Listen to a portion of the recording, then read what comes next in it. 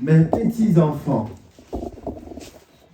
mes petits-enfants, mes petits-enfants, je suis pour peu de temps encore avec vous. Vous me chercherez et comme je dis aux Juifs, vous ne pouvez venir où je vais. Je vous le dis aussi maintenant, je vous donne un commandement nouveau. Je vous donne un commandement nouveau. Je vous donne un commandement nouveau. Quel est ce commandement? Aimez-vous les uns les autres, comme je vous ai aimé. Vous aussi, aimez-vous les uns les autres. À ceci, tous connaîtront que vous êtes mes disciples. Et vous avez de l'amour les uns pour les autres. Amen. Amen. Amen. À ceci, tous connaîtront que vous êtes mes disciples, simplement si vous aimez les uns les autres. Oui, mais c'est pas vraiment ça, c'est pas là où je vais réellement, mais ça doit avoir un sens à ce que je vais vous annoncer ce matin. Alors, les termes de ma prédication, c'est une dette de reconnaissance. Disons cela, une dette de reconnaissance. Encore, une dette de reconnaissance. Si nous aimons les uns les autres, c'est une dette de reconnaissance. Amen. S'il y a une chose que vous devez avoir comme dette, et malheureusement, oui, plutôt heureusement, vous ne pouvez pas le rembourser à qui que ce soit, celle d'être reconnaissant les uns envers les autres. Disons reconnaissance, dit être aimer les uns les autres. Amen. Amen. Si vous êtes là ce matin, c'est que Dieu a voulu que vous soyez là. Que vous soyez en ligne, en direct ou en présentiel. Je vous salue dans le précieux nom de notre Seigneur Jésus-Christ. Amen. Amen. Amen. Et combien de personnes qui sont vraiment heureux d'être là ce matin? Amen. Amen. Yes, ça j'en ai un. Ça fait un. Combien qui sont heureux d'être là ce matin? Amen. Combien de personnes qui sont heureux d'être là ce matin? Ah yes, alléluia. Oh, ça va pas avec. Alléluia. Yes, on est heureux d'être là ce matin parce qu'on est dans la maison de Dieu. Et je suis vraiment content d'être là avec vous, encore comme je répète ici avec vous ce matin. Je pense que vous qui nous suivez via Facebook ou YouTube, recevez la paix dans votre maison, recevez la paix de notre Seigneur Jésus-Christ là où vous êtes assis ou là où vous êtes branchés, que vous soyez en France ou ailleurs. En tout cas, nous vous saluons dans le précieux nom de notre Sauveur Jésus-Christ. Cette culte, vous êtes bien à l'église Sanctuaire Adonai, Madame Marie-Lélise. Donc, toutefois, vous souhaitez participer à un de nos cultes, n'hésitez pas à demander l'adresse dans les commentaires. Et aussi, pensez à partager, aussi à liker aussi. Vous pouvez encourager cette œuvre, puisque l'encouragement est le devoir de tous. Donc, vous pouvez le faire afin que Dieu puisse continuer à bénir. Alors, votre encouragement est aussi une bénédiction pour nous ce matin. Amen. Alors, je vais directement, je ne passe pas par quatre chemins dans ma prédication. Alors, premier texte à lire, Jean chapitre 13, à partir du verset 33. S'il y a une chose que nous devons avoir comme dette de reconnaissance, c'est celle d'aimer les uns les autres. Mais quand nous parlons souvent des dettes et quand nous parlons des reconnaissances, ça va toujours avoir un effet négatif. Je suis d'accord. Parce que personne n'aimerait avoir une dette. Pourtant, les riches, ils sont criblés de dettes. Parlons de ceux qui sont plus riches, on dit ils sont riches, c'est parce que la banque les fait tellement de crédits qu'au point où ils ont les crédits jusqu'à la gorge. Mais pour autant, ils ne sont pas inquiets du fait d'avoir des crédits en cours ou des dettes par-ci et par-là. D'ailleurs, ils marchent sur les dettes, ils dansent sur les dettes et ils sont criblés des dettes. Mais les plus souvent, les choses qui vont un peu avec les riches, c'est qu'ils sont ce qu'on appelle de l'influence. Avec les dettes, si vous avez de l'influence, c'est comme si c'est un part égal.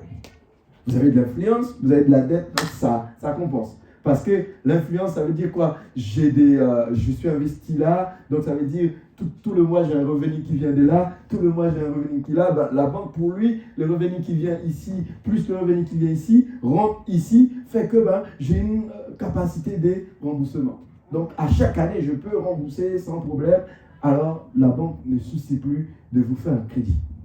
Mais pourtant, c'est quelque chose que personne n'aime. Et parfois, souvent, les pauvres critiquent les riches critiquent un peu les pauvres. Ils disent vous êtes pauvres parce que vous ne voulez pas prendre des risques de prendre des dettes. Les dettes sont un peu un truc, quelque chose que les riches aiment et que les pauvres n'aiment pas. Amen. Bon, si on sort de là un peu, on tire un peu les ficelles un peu plus long, on voit que souvent, ça peut avoir un effet positif. Les dettes. Souvent, devant Dieu, dans le monde réel que nous sommes, avoir une dette, ok, je suis d'accord, c'est pas bon. Mais devant Dieu, il est important d'avoir une dette spirituelle, une dette, ce qu'on appelle une dette de reconnaissance. Toutes les restes, je suis d'accord, vaut mieux ne pas les avoir, vous entrez pas dans des problèmes. Mais quand il s'agit des dettes de reconnaissance, il est important de l'avoir. Amen. Et je vais vous expliquer pour ça.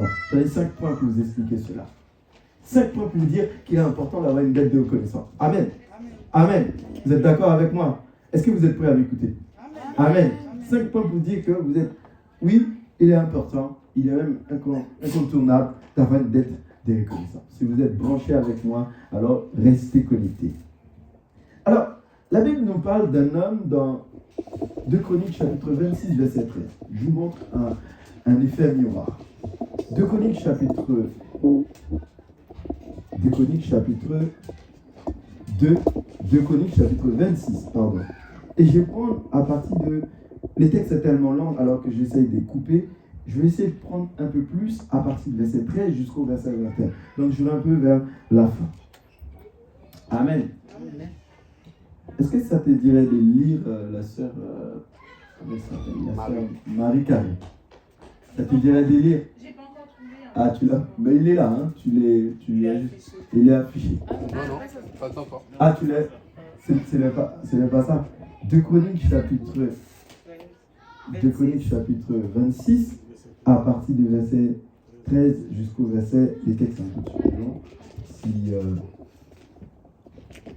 ça va, Ève, tu arrives? Ok. Pendant que j'introduis, les temps que vous y arrivez, vous me direz. Alors, si on voit un homme, un roi, son nom, il est devenu roi quand même à l'âge de 16 ans quand même. Hein. Quand il est devenu roi, étant roi, 26.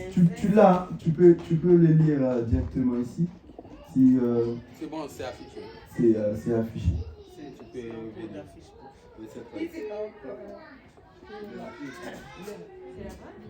Non, c'est pas celui-là. Ça commence à partir de « Il commandait à une armée de toi ». C'est là. C'est là. C'est pas ça. À partir de... On est au verset... Au verset 13. C'est il tirait au sort pour chaque... Non. Il commandait. C'est 2 Chroniques chapitre 26. 26, verset 13. Oui. À partir du verset 13. D'accord, il était sur un chronique là.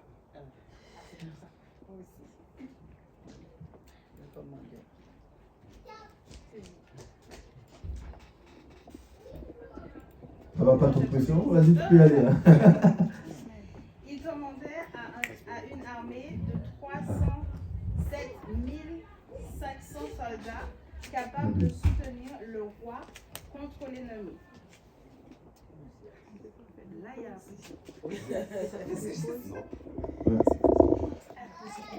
Approche un peu le micro pour qu'on puisse t'entendre.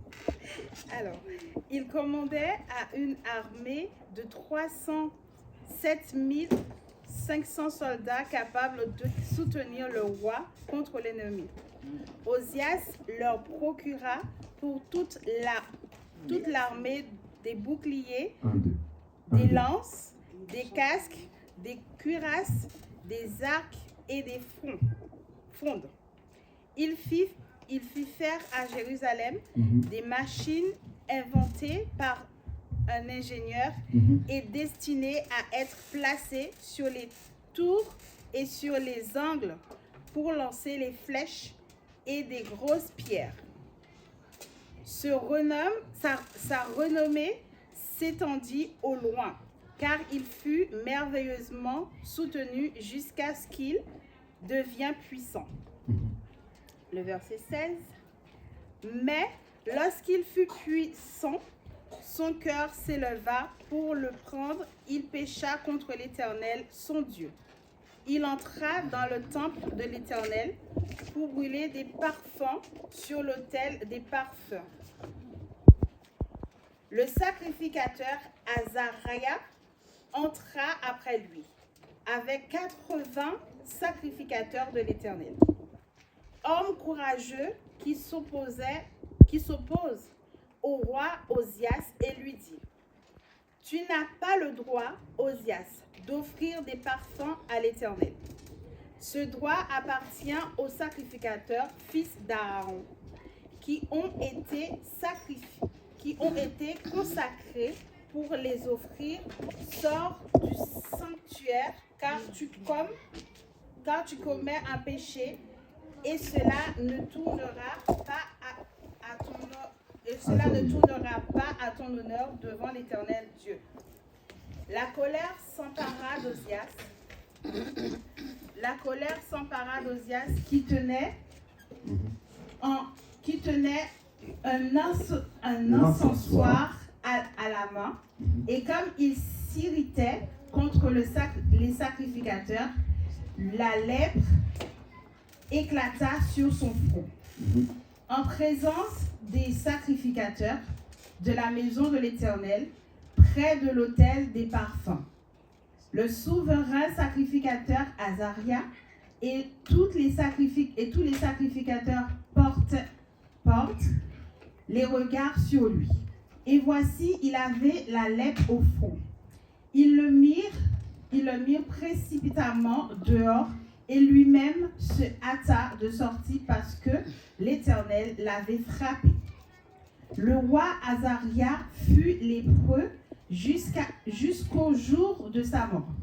Et il demeura dans une maison écartée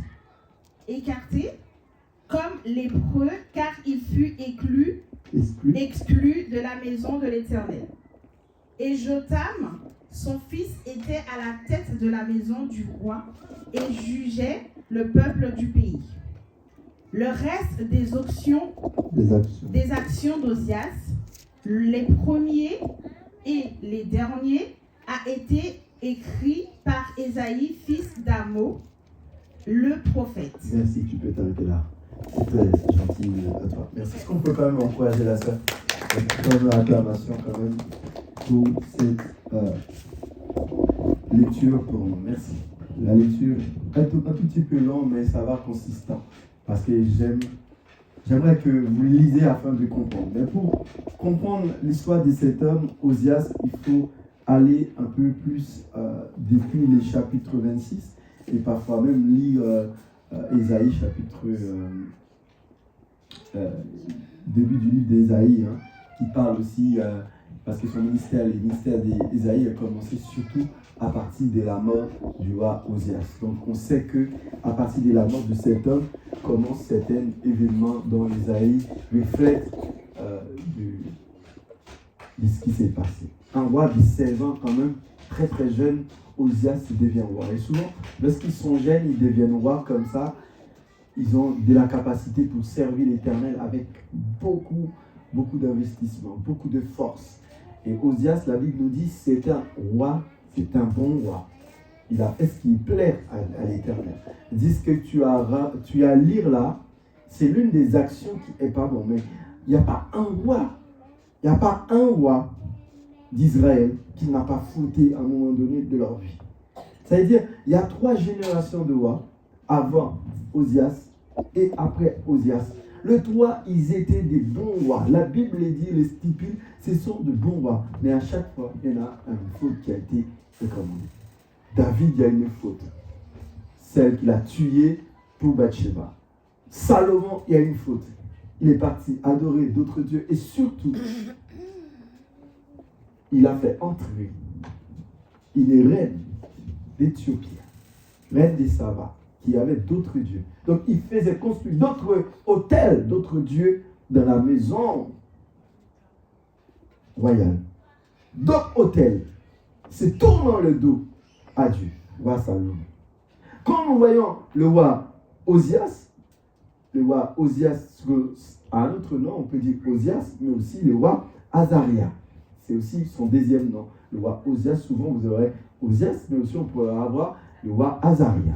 Et en tant que roi, lui, il va dans la maison de Dieu.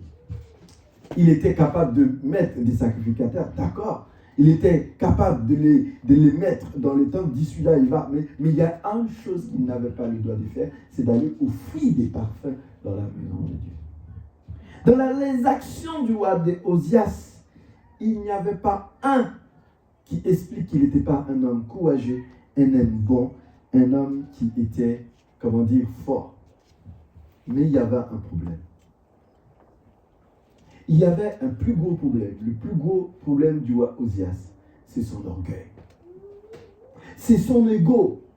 Et là, ça, je m'en fais un point. Mais bien aimé, je vais vous dire quelque chose. Notre Dieu, il comptabilise vos péchés. J'ai dit quoi? Dieu comptabilise nos péchés. Tu peux faire ce qui est bien, c'est vrai, mais Dieu les écrit. De même que tu fais ce qui est bon, il les écrit. De même que tu fais ce qui est mal, il les écrit. Dieu les comptabilise. Le roi Azaria, Dieu lui a donné de l'intelligence pour inventer même des machines de guerre. La Bible nous dit, la dernière invention du roi Azaria était incomparable. Dans le sens qu'il pouvait tuer ses ennemis, il n'avait pas besoin de soldats.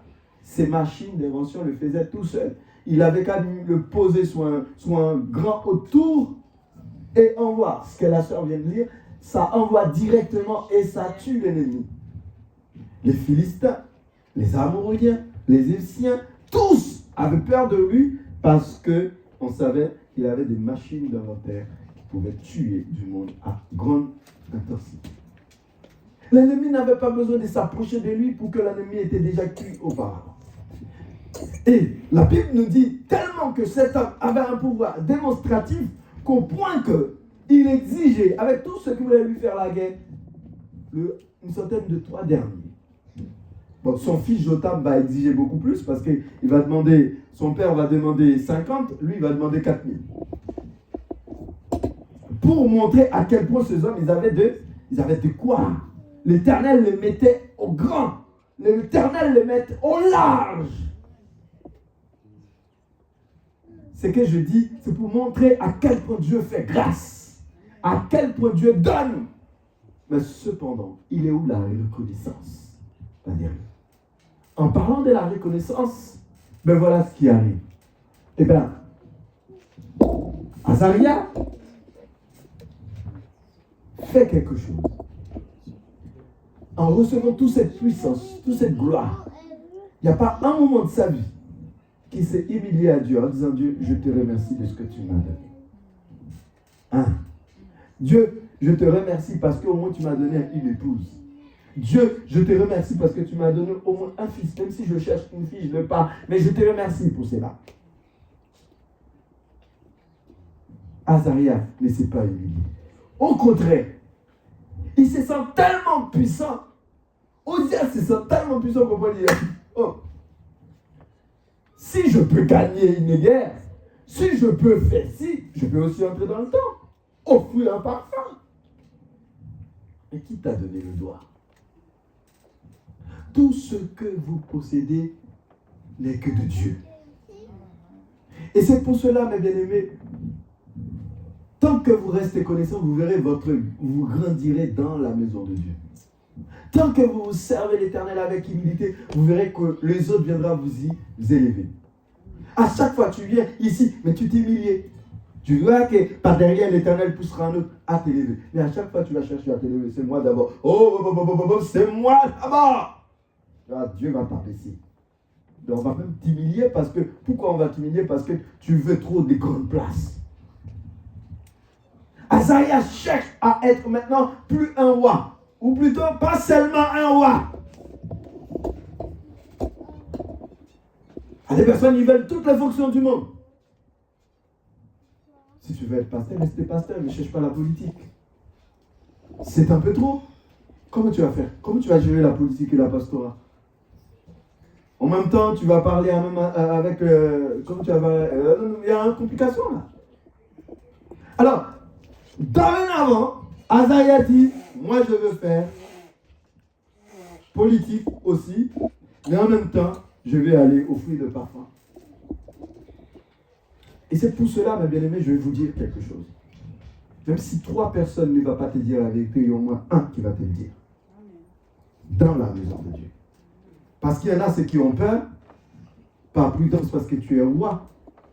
Mais il y en a un, l'Éternel va pousser à parler. Comme le Anna de Balaam. Anna dit, moi ça fait longtemps que je t'ai servi. Mais si je ne veux pas lever, c'est parce que je vois quelque chose que toi tu ne vois pas. Amen. Et à ce moment-là, la Bible nous dit, un autre serviteur lui dit, mais c'est vrai que tu es roi, mais ce que tu es en train de faire ne t'a pas permis. On a dit avec le roi, ce que tu fais ne t'a pas permis. Parce que ton fonction n'est pas sacrificateur, ton fonction c'est roi. Tu dois gérer les choses royales. Ton siège n'est pas dans le temple, ton siège est à l'extérieur du temple. Et cette fonction, roi, prince, sacrificateur et tout ça, ce n'est pas de toi. En grosso modo, c'est comme si le roi Osias veut jouer le rôle de Christ.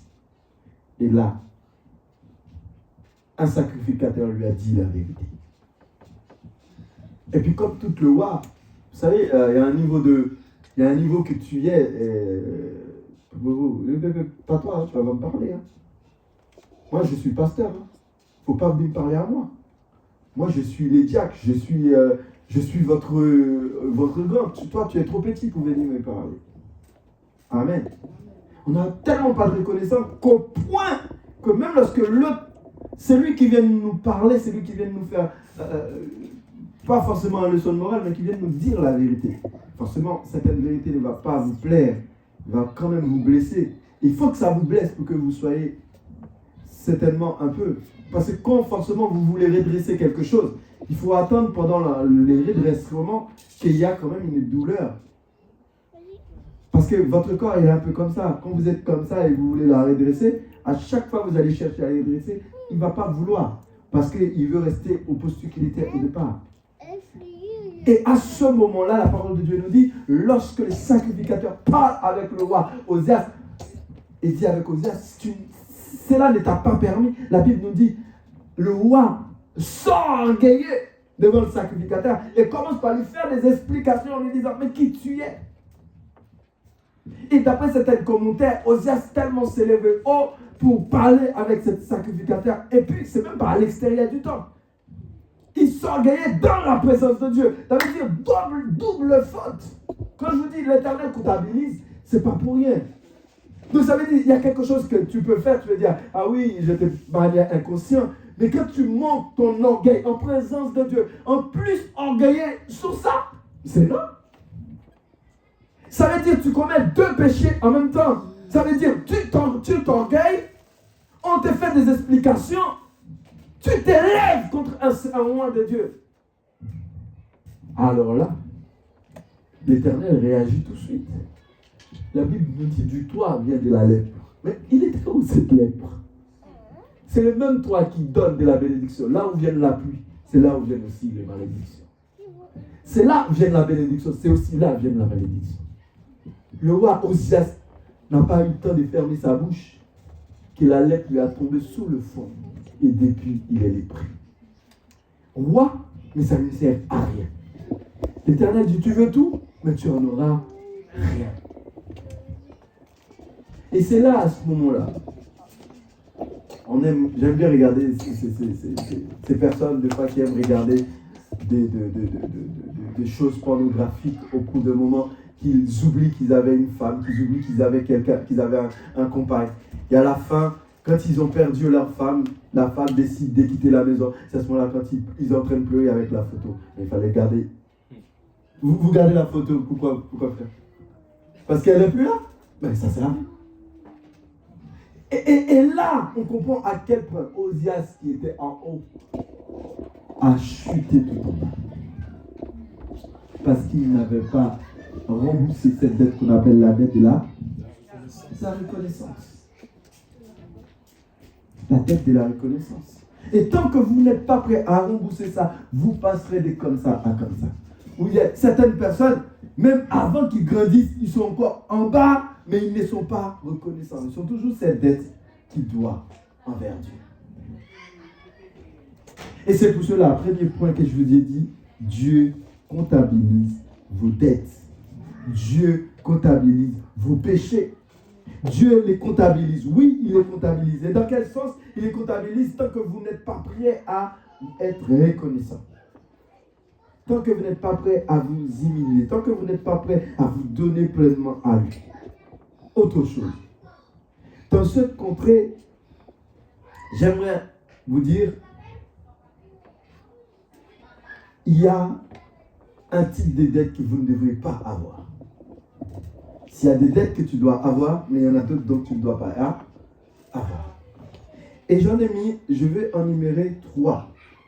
L'une des dettes que tu ne dois pas avoir, ce sont des choses que tu ne dois pas avoir.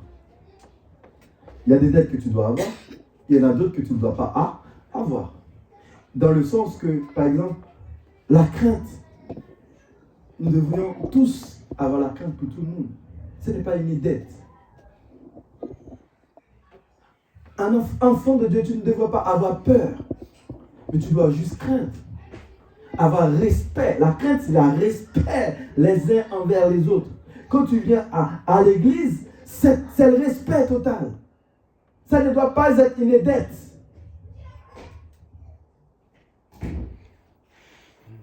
Avoir la crainte comme une dette, c'est avoir des ennemis à l'église. Avoir la crainte comme une dette, c'est avoir un problème à l'intérieur de l'église. Peur, c'est avoir un problème à l'intérieur de l'église. C'est une dette qu'il ne faut pas avoir. Vous ne pouvez pas être reconnaissant. Vous ne pouvez pas vous humilier les uns envers les autres. Vous ne pouvez pas vous laver les pieds. Vous ne pouvez pas vous chanter ensemble. Vous ne pouvez pas embrasser les uns les autres parce que vous avez peur entre vous. Nous avons tous peur. J'ai peur, ça veut dire vraiment, c'est un problème, je suis crispé, je ne peux pas venir à l'église. C'est un problème. Et qu'est-ce que la Bible nous dit ici? Romains chapitre 13, verset 7. Quand tu le cherches, j'essaie de continuer. L'honneur, deuxième, puisque je vous en dis, là, il y en a 3.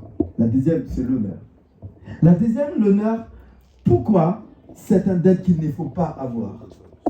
En tant qu'enfant de Dieu, il est important d'élever tout le monde. Tout le monde mérite l'approbation et l'élévation. Et c'est pour cela, vous ne devriez pas être celui qui vient vous lever. Je ne dis pas ça parce que vous venez à l'église, vous ne devrez pas vous asseoir au premier rangé. Non. Je dis ça dans le sens que quand vous venez à l'église, c'est toujours important de vous asseoir au premier rangé, ou en tout cas, les premiers rangées, c'est très important. Mais toujours à chercher à élever quelqu'un d'autre. Et vous me dites, ouais, mais pasteur, comment élever quelqu'un? Élever quelqu'un, c'est toujours l'appréciation. C'est la première chose pour élever un homme. Un enfant de Dieu. Son appréciation. Toujours prêt à l'élever, toujours prêt à dire, ah, quand il est bon, dis qu'il est bon. N'attends pas quand il... Le plus souvent, certaines dettes comme ça, vous attendez quand ils sont morts pour les rembourser. C'est trop tard. Quand le pasteur est mort, oh il était bon, oh il était... Tu es en train de l'élever alors qu'il est mort. À ce niveau-là, il n'a plus rien à attendre de quoi. À ce niveau-là, tu n'as rien à lui donner là. Tu n'as rien à lui donner, c'est fini. Et le plus souvent, vous attendez ce moment-là pour parler en petit comité, pour parler en petit groupe. Oui, il était ça, mais c'est trop tard. Apprendre à nous élever les uns les autres dès maintenant. Apprendre à nous élever les uns les autres. C'est l'une des dettes qu'il ne faut pas avoir. Avoir peur de dire à un tel qu'est-ce qu'il est. De la même manière que nous les critiquons, nous prenons le temps de s'asseoir et faire des heures à les critiquer. Mais prenons le temps aussi, dis-le dans l'église, dis qu'un tel est bon. Dis à un tel tu es belle. Dis à telle personne que tu es beau. Regarde-le et dis-lui, je t'aime. Ces choses, ils sont paliers de l'église. De jour en jour, on les disparaît. Un jour, j'écoutais Pasteur Grégory qui disait, vous savez, l'amour, je t'aime devait être une chanson pour toutes les couples, pour tout le monde. Malheureusement, beaucoup ne le chantent pas. Il faut faire chanter autre chose. Quand c'est un crime, quand c'est une douleur à Haïti, on est tous prêts à chanter les chansons qui parlent de douleur, qui parlent de faiblesse. On est prêts à les écouter. Vous savez pourquoi? Parce que cela fait sortir votre réel caractère. Ça fait sortir votre réel comportement. Ça fait sortir réellement la personnalité que vous êtes réellement. Et oui, à ce moment-là, en tant qu'enfant de Dieu, il est important que nous soyons des hommes et des femmes, des servantes de Dieu, qui cherchent d'abord à élever les uns les autres. Je disais les dettes que vous ne devez pas avoir, il y en a trois. Et la dernière, c'est celui-là. La dernière, c'est celui-là. N'ayez jamais une dette.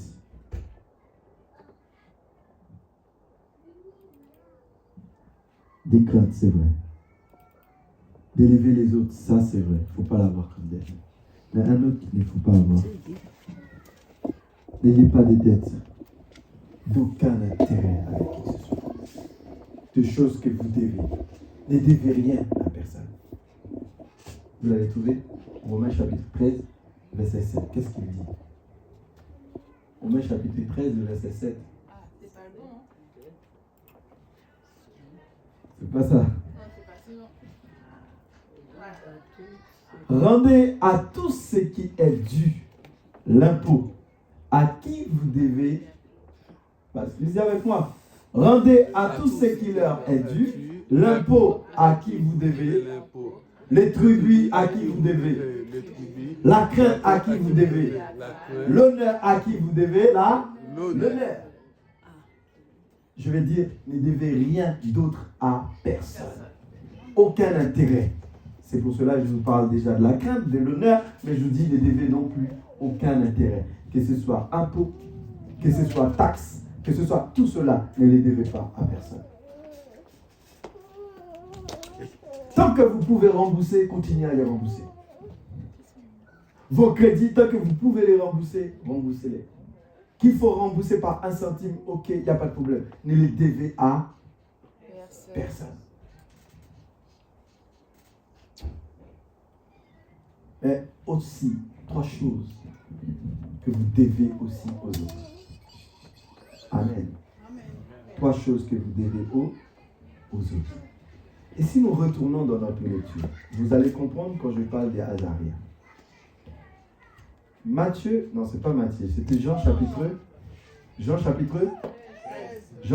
13. Verset combien? 33 à 35. Mes petits enfants, je vous donne un commandement nouveau. Verset 34. Un commandement nouveau, c'est de vous aimer les uns aux autres, comme je vous ai aimé. À ceci, tous connaîtront que vous êtes mes disciples, si vous aimez les uns les autres. Amen. Un autre texte que j'aimerais que nous lisons avec moi dans Matthieu chapitre 18, versets 23 à 35. C'est un peu long. La transition est très bien. Matthieu chapitre 18, verset 33. 23. Matthieu chapitre 18, à partir du verset 23, c'est ça. Je ne vais pas jusqu'à la fin. C'est pourquoi le royaume des cieux est semblable à un roi qui voulut rendre compte à ses serviteurs. Quand il s'est mis à compter, on lui amena un qui devait 10 000 talents. Comme il n'en avait pas de quoi payer, son maître ordonna qu'il soit vendu, lui, sa famille, ses enfants et tout ce qu'il avait, et que les dettes soient acquises. Le serviteur se jeta à terre, se prosterna devant lui et dit, Seigneur, aie patience envers moi et je payerai tout. Et mûr de compassion, les maîtres de ce serviteur le laissa aller et lui remit la dette. Après qu'il fut sorti, ses serviteurs rencontra un de ses compagnons qui lui devait 100 deniers. Ils les saisirent et les tranglaient. Retenez le mot, les tranglaient. Les saisirent, les tranglaient en disant, paye ce que tu me dois. Son compagnon se jetant à terre, le même processus. Le suppliant en disant, aie patience envers moi, je te paierai. Mais l'autre n'en voulut pas. Et il alla, le jeta en prison, jusqu'à ce qu'il ait payé ce qu'il devait. Ses compagnons, ayant vu ce qui était arrivé, furent profondément attristés et allaient raconter à leur maître tout ce qui s'est passé. Tout ce qui s'était passé. Alors le maître fit appeler ses serviteurs et lui dit, méchant serviteur, je t'avais remis entière ta dette parce que tu ne m'avais supplié. Ne devais-tu pas aussi avoir pitié de ton compagnon comme j'ai eu pitié de toi? Avoir pitié de ton compagnon comme moi j'ai eu pitié de toi. Retenez, n'étais-je pas avoir pitié de toi? Irrité, le livra au bourreau jusqu'à ce qu'il paye tout ce qu'il devait. Je reprends verset 34. Et son maître irrité le livra au bourreau jusqu'à ce qu'il ait payé tous ses dettes. Je demande un peu de concentration, mes bien-aimés. Dans cet enseignement, déjà ce que nous voyons, d'une part, il y a une clarté qui est faite directe. Parce que l'une des choses que nous devons chacun les uns pour les autres, c'est la compassion. J'ai dit quoi? Ce que nous devons les uns pour les autres, c'est la compassion. C'est une dette, ça fait partie de la reconnaissance. Quand je parle de toi, la première, c'est la compassion. Vous avez les devoirs d'avoir la compassion les uns pour les autres. Ça fait partie d'une dette de la reconnaissance. Ne pas avoir la compassion les uns pour les autres vous fait perdre votre grâce. Et à cela, mes bien-aimés, je comprends le maître ou le roi de cette serviteur. Parce que vous savez, à cette époque-là, Jésus raconte l'histoire que le roi avait l'habitude de prendre un gros parti de nos revenus, de ceux qui travaillent, qui peuvent retenir ces gros revenus, considérés comme ce qu'on appelle impôt. Et jusqu'à maintenant, ce qu'on fait aujourd'hui. Et cet impôt, on peut comprendre que les serviteurs avaient l'habitude d'accumuler les dettes. Jusqu'à un moment donné, pendant qu'on fait les comptabilités, on constate que ces dettes étaient tellement extraordinaires qu'au point qu'on lui dit, et là on ne peut rien faire, qu'au point que le maître n'a pas décidé de le mettre en prison. Pourquoi? Parce que s'il le mettait en prison, ça veut dire que la dette n'est pas exorbitante. Amen. Mais le maître dit tellement qu'il n'a pas assez pour payer, il est obligé de vendre le monsieur. Amen. Parce que le fait qu'il n'a pas assez pour payer et que son revenu est très très petit pour rembourser sa dette, la seule façon qu'il puisse payer sa dette, c'est vendre le monsieur, sa famille et même les personnes qui sont dans sa maison. Ce qui montre que la dette était extraordinaire, qu'il ne méritait même pas la prison. Je ne sais pas si quelqu'un comprend quand je parle de la compassion. Alors, irrité, le maître veut le vendre. Mais cet homme qui n'aimerait pas devenir esclave, supplie son maître pour qu'on lui rende libre, qu'on lui supprime la dette. Jusqu'en France, quand vous cherchez à vous faire supprimer la dette, c'est une des choses qu'on... La France est bon pour ça. Ah oui. Ah oui. Et d'ailleurs, même pour votre loyer, hein, vous n'allez pas payer, on vous dit dans les relances, vous ne pouvez pas payer, contactez telle personne pour vous aider à rembourser votre dette. C'est même en France. Mais les chrétiens de l'église, quand tu as une dette, c'est normal, il faut que tu... C'est ça le chrétien de l'église qui n'oublie pas les dettes. Mais Dieu voit vos dettes.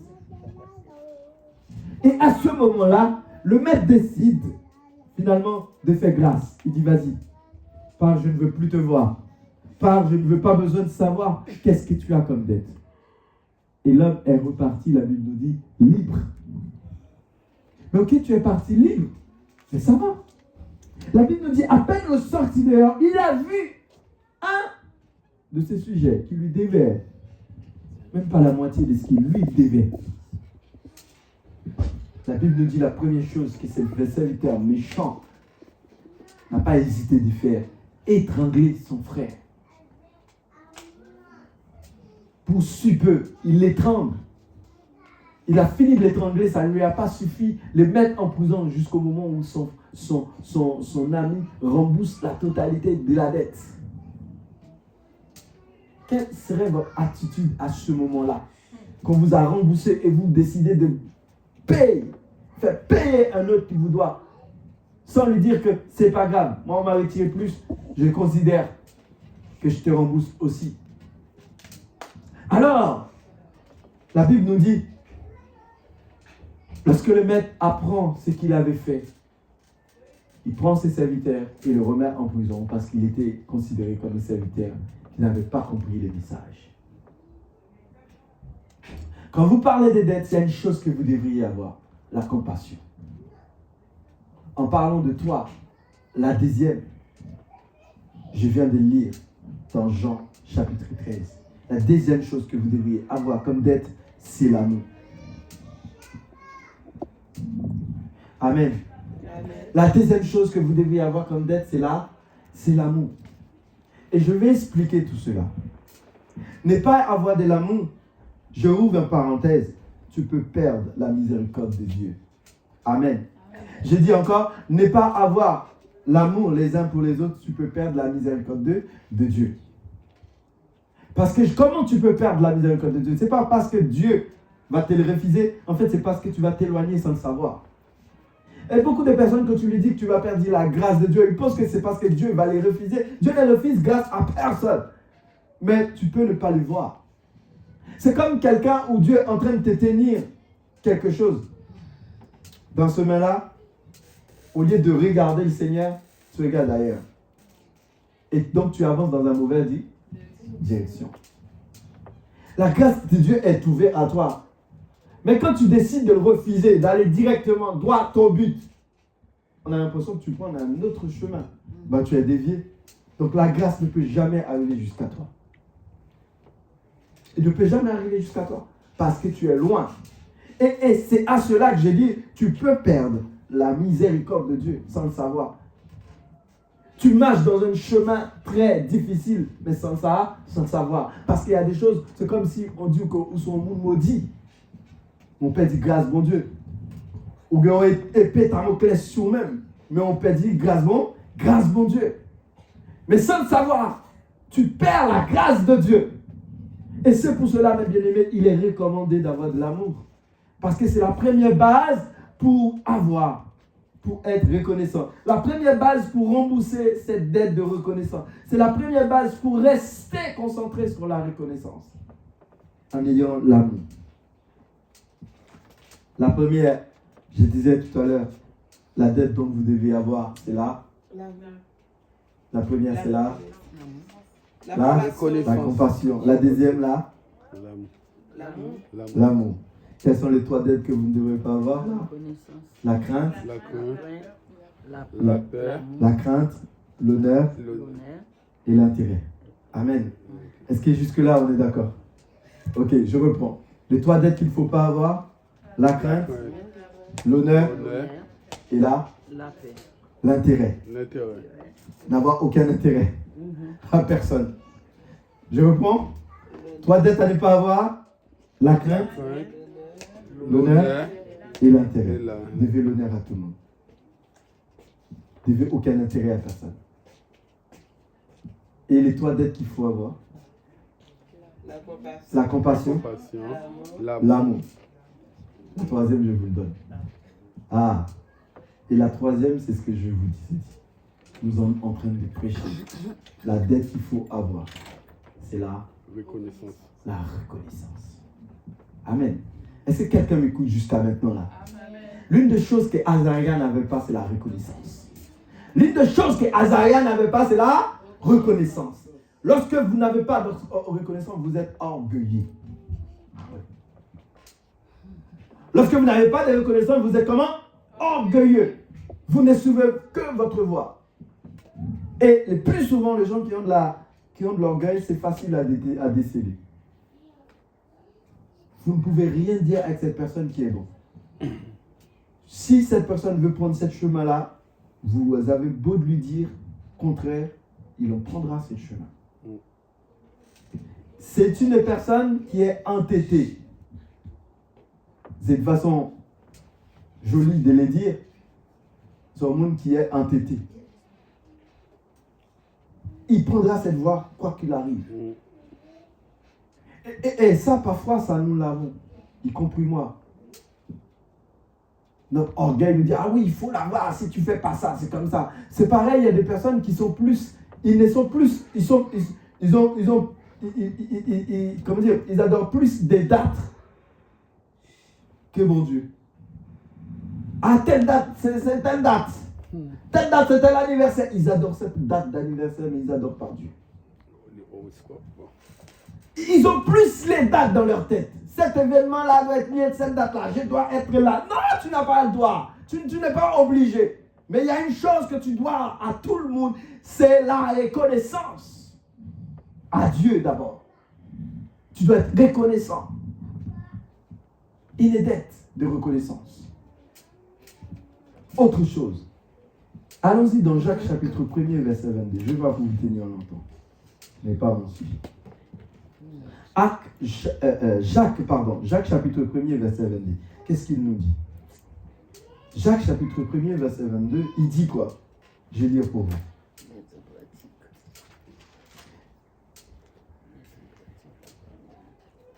Alors, mettez en pratique la parole et ne vous bernez pas à l'écoute en vous trompant vous-même, pas de faux raisonnements. Vous avez, mes bien-aimés, lorsque vous cherchez à mettre en pratique ces 3 dettes, il y a une chose que je veux vous dire par mot. Il est important d'écouter. Mais l'écoute ne fait pas tout. J'ai dit quoi? L'écoute ne fait pas tout. Et c'est pour cela, vous pouvez avoir un enfant. Vous avez beau de lui parler, il va écouter. Mais s'il ne passe pas à l'étape de mettre en pratique ce que vous lui dites, c'est comme si c'est laver main si à terre. Amen. Laver main si à terre. L'écoute est bien. Parce que tant que tu écoutes, tu as compris la majorité de ce qu'on te demande. Parce qu'il faut comprendre avant de mettre en pratique. Donc il faut écouter. D'accord? Mais si tu écoutes et tu ne mets pas en pratique, ça ne te sert à rien. Azaria avait de la puissance. Azaria avait du potentiel. Azaria pouvait faire beaucoup de choses. Mais s'il y a une chose que Azaria n'avait pas, c'est mettre en pratique la reconnaissance de Dieu. C'est mettre en pratique cette dette qu'il avait. Et quand on dit, cette dette-là, vous l'avez, vous devriez tout le jour les rembourser. Vous remboursez, vous devez. Vous remboursez, vous devez. Vous remboursez, vous devez. Pourquoi? Parce que les autres vous doivent aussi de la reconnaissance. Les autres vous doivent de l'amour. Les autres vous doivent de la compassion.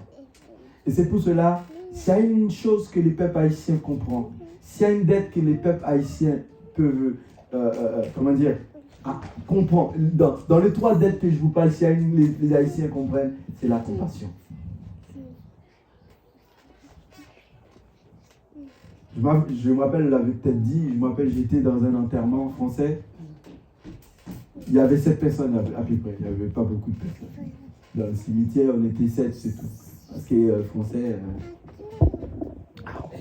c'est la famille, petit comité. Et quand il s'agit des deuils entre haïtiens, franchement, il n'y a rien à dire. Hein? C'est toute la nation. Même si, des fois, même s'ils ne les connaissaient pas, hein. Ah oui, tu vas dans un enterrement, je t'accompagne. Allez, on y va. Tu vas dans la veille, vas-y, on y va, on va t'accompagner. La personne, je ne dis pas ça pour mauvais, hein. Je dis ça dans les compréhensions que les Haïtiens, ils ont cette facilité à apporter soutien quand il s'agit des deuils, de temps, voilà. Après, quand il s'agit des fêtes aussi, ils n'ont pas de respect. Ah bon, c'est quand il s'agit des fêtes, tout le monde vient dans le bizarre, tout le monde a parti, tout le monde partit avec chaudière par eux. Ça, c'est pas haïtien. Mais quand il s'agit de la compassion, ils ont comment pour le faire. Et la reconnaissance, c'est un autre cas. Donc le bail n'a pas. Qui s'arrête pour qui s'arrête? Non! Tout le monde mérite de la reconnaissance. Tout le monde mérite d'élévation. Tout le monde mérite de respect. Parce que ce n'est pas vous qui les faites, c'est Dieu qui les met en vous. Et vous voulez, vous les faites. C'est une dette. Ne jugez personne. Ne regarde personne sous l'apparence. Vois tout le monde comme un enfant béni de Dieu. Vois tout le monde comme quelqu'un qui peut être au-dessus de vous. Et s'il y a une chose que nous n'avons pas en tant que pasteur, c'est part de l'unité. Parce que chacun dit, si je le prends, lui va venir au-dessus de moi, il est capable de me faire marcher comme ça. Non, vois tout le monde comme un respect. Vois tout le monde comme un enfant béni de Dieu et que Dieu veut le mettre à ta hauteur pour te servir. Amen. Amen, mes bien-aimés. Amen. Alors, oui, je vais conclure là. Oui, je vais conclure en disant, mes bien-aimés, cette dette, elle est charitable. Cette dette, elle n'est pas exigible. Cette dette dans laquelle, que je vous ai dit, ayez les uns pour les autres, elle n'est pas obligatoire. Elle n'est pas obligatoire. Vous l'avez par amour. J'aime frère Evans par amour. J'aime frère Gisèle par amour. J'aime pas frère Gisèle parce que la sœur Intel m'a demandé de l'aimer. Non. Je l'aime pas parce que je vis dans la Bible. Si je ne le fais pas, je vais mourir. Non. Je ne vois pas parce que je l'aime pas, bah, je vais en enfer. Non. Tu n'aimes pas par quoi que ce soit comme condition. N'aimez pas par intérêt. N'ayez pas de compassion par intérêt. Parce que si je vais dans l'enterrement, on va me donner du café. Non. Il n'y a pas des intérêts dedans. Laisse les intérêts pour les autres. Mais toi, en tant qu'enfant de Dieu, ne cherche pas des intérêts dans les dettes. Ces dettes-là, elles sont importantes. Mais ne les fais pas par favoritisme. Et l'apôtre Paul, l'apôtre Pierre, l'apôtre Jacques l'a dit en chapitre 2. Il dit, mes frères, que votre foi en notre glorieux Seigneur Jésus-Christ soit exempte de tout favoritisme. Que cela ne soit pas dans les conditions d'un favoritisme. Parce qu'un tel aime, moi aussi j'aime aussi. Parce qu'un tel va, moi aussi je vais aussi. Non! N'ayez aucun part, aucun dette de favoritisme. Mais bien au contraire, soyez les uns les autres. Vous aimez les uns les autres. Ayez des compassions les uns pour les autres. Marchez selon l'esprit. Se contenter, dernier point, se contenter de ce que vous avez. Hébreux chapitre 13, verset 5. Je terminerai sur ce texte. Hébreux 13, verset 5. Hébreux 13, verset 5. Il dit, verset 5, ne vous livrez pas à l'amour de l'argent. Contentez-vous de ce que vous avez, car Dieu lui-même a dit, je ne te délaisserai point et je ne t'abandonnerai point. C'est donc avec assurance que nous pouvons dire, le Seigneur est mon aide, je ne craindrai rien. Amen. Vous voyez mes bien-aimés, là vous allez vivre heureux. Quand vous commencez par mettre en pratique, comme je dis, il n'y a pas qu'écouter, mais mettre en pratique. C'est difficile, hein? Fais ce que je dis, fais pas ce que je fais. C'est pas évident. Mais le Seigneur veut que nous mettons déjà en pratique ce qu'il nous dit. Amen. Pas ce que le pasteur Josué dit. C'est que le Seigneur nous dit que nous le mettions en pratique. Alors oui, à partir de ce moment-là, vous êtes des enfants de Dieu bénis. Ne vous livrez pas avec de l'amour, de l'argent. Parce qu'il y a des personnes, malheureusement, même s'ils travaillent du lundi jusqu'au vendredi, ils iront travailler même les dimanches. Parce qu'ils savent que si on va travailler les dimanches, c'est un plus. Mais pourtant, ils ont travaillé. C'est pas comme si ça fait partie des cursus de leur travail. Parce que je comprends quand même quelqu'un qui, dans le sens qu'il travaille, il doit travailler lundi, mardi, il a des repos après, il doit reprendre samedi, dimanche. Ça, c'est autre chose. Ça fait partie de leur planning. Mais il y a des personnes, pour lui, le fait de travailler un dimanche en plus, ça fait un plus, il peut faire aller travailler un amour, de l'argent. Un intérêt en plus pour l'argent. Parce qu'il dit, oui, c'est maintenant, il faut que je travaille. Après-demain, non. Après-demain, tu ne sais pas si tu ne vas pas mourir avant de terminer ton argent. Amen. Parce que tu peux bien mettre de côté, à la finalité, tes enfants les utilisent et font... Combien de parents qui achètent des belles maisons? Après, ils meurent dedans. Les enfants disent, moi, franchement, cette maison-là, il est belle vraiment, mais c'est pour mes parents. J'ai rencontré une fois une dame, je lui ai parlé. Je dis, vous habitez où? Moi, j'habite ici. Et je regarde sa maison et la maison de ses parents. Mais dans ma place, je dis, mais pourquoi vous ne prenez pas la maison de votre parent? Pourquoi vous voulez prendre... Elle dit, moi, mon mari veut pas aller... il veut rester dans la maison que lui, il a construite. Pas la maison de mes parents. Mais ses parents ont battu pour construire cette maison, les piscines dedans, mettre tout ce qu'ils veulent dedans. Mais l'enfant ne veut pas vivre dans la maison de ses parents. Il préfère vivre dans ses propres maisons. Mais vous vous battez pour que vos enfants puissent hériter votre maison. Demain, l'héritage, il ne fait pas avec. Il le vend, débarrassé. Tout ce que tu as fait, le jour que tu es mort, est rendu à poussière. Parce que ton enfant, de foi, il ne veut pas garder toute cette image-là derrière. Alors, si tu ne l'avais pas enseigné de bonnes choses qu'il puisse garder au fond de son cœur, demain, tout ce que tu avais construit, il les vend pour rien et puis repart en tout brillant. Et vous, la parole de Dieu nous dit, n'ayez aucun part d'amour pour l'argent, mais ayez un amour, ayez la crainte de Dieu, parce que l'Éternel prendra soin de vous. Qui peut dire comment cette église est payée? Qui peut dire que l'Éternel allait le faire ici même? Qui peut dire qu'on allait dans cette grande église comme ça? Imaginez le nombre que vous êtes ce matin et dites-vous le nombre que nous payons, le montant que nous payons ici même.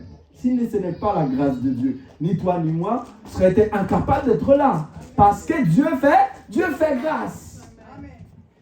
Et c'est pour cela, la première reconnaissance qu'il ne faut pas avoir, ce n'est pas envers des ci, envers ça. Ce n'est pas envers les hommes. Ce n'est pas envers maman ou papa. C'est envers Dieu. Tant que vous oubliez ça, vous avez raté l'essentiel. Amen. Amen. Tant que nous oublions ça, nous allons rater l'essentiel. Je redis, voilà, l'amour, la compassion et surtout la reconnaissance. Ce matin, il faut les porter avec vous. Il faut les porter avec vous, pas simplement l'écouter, mais il faut les porter avec vous. Plus de les porter, il faut les pratiquer. Amen, mes bien-aimés. En plus de les porter, il faut les pratiquer. Pratiquer. Je ne sais pas comment vous allez faire, mais j'espère qu'à la fin de cette église, nous allons regarder les choses différemment. Regardez votre frère de manière différemment. Regardez votre sœur de manière différemment. Parce que quelque chose que vous voulez mettre en pratique, vous commencez par prendre l'habitude dès maintenant. Quand vous faites un rémac, si tes pieds étaient comme ça, tu ne laisses pas pendant qu'on te fait le rémac. Tu l'arranges. Amen. Amen, mes bien-aimés. Amen. Et je compte sur vous, que les Seigneurs puissent nous bénir, qu'ils puissent vous aider à vivre cela, la reconnaissance, l'amour, la patience et surtout la compassion. Seigneur, nous te disons merci pour cela. Merci pour ta bonté. Oh Dieu, quelle gloire, quelle grâce, Saint-Esprit de Dieu, tu es venu jusqu'à nous. Moi-même qui pas en rien, où tu fais grâce. Selon promesse, moi pour nous vivre. Là-bas, l'enfant, où tu fais grâce, mon souffler la vie au nom même qui pas en rien. Oh Saint-Esprit de Dieu. Ce matin, combien de cœurs qui a soif de toi? Combien de cœurs qui est à sec de toi? Vas-tu les laisser comme ça? Ne vas-tu pas les élever? Vas-tu pas les toucher? Ne vas-tu pas les garder dans ta grâce? Nous pensons dans nos prières avec la sœur Elisabeth, peut-être qui n'est pas là. Nous pensons avec d'autres personnes qui travaillent. Nous pensons avec d'autres frères et sœurs qui ont l'habitude d'être là, mais qui ne sont pas là ce matin. Jésus de Nazareth, nous te demandons de les toucher. Bénis-leur dans leur travail. Peut-être qu'il y en a qui nous écoutent, qui nous entendent, Père. Je te demande de les toucher là où ils sont, Père. Que ta main puisse se poser sur eux, Jésus de Nazareth, et les fortifier à la fin de cette prédication. Nous prions pour une sœur, pour un frère qui a entendu cette parole et qui s'est dit, waouh, Jésus, merci pour cela, parce que tu m'as montré à quel point j'en avais besoin de ce moment, de ce temps.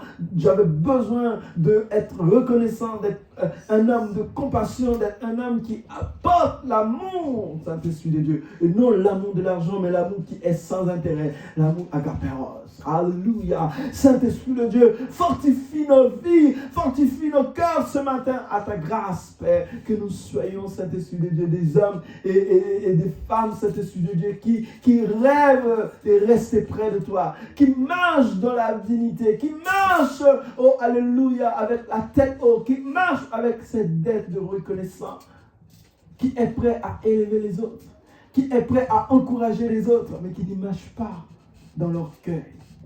Nous avons compris, c'est toi. Il a fauté malgré tout ce qu'il avait fait, qui était bien, malgré sa puissance, malgré sa force. Mais le fait qu'il a quitté son trône et entré dans ton temps par orgueil, ça lui a valu cher, ça lui a coûté cher. Mais Jésus de Nazareth, beaucoup d'entre nous ne viennent pas avec un cœur d'orgueil, mais viennent avec un cœur d'humble, un cœur de humilité, un cœur de compassion, un cœur qui vient chercher l'essentiel ce matin. Fortifie nos vies, que l'Église reprend vie, que l'Église reprend le manteau du Saint-Esprit, que l'Église reprend force et qui continue ses chemins avec toi, pour toi, au nom puissant de Jésus. Amen.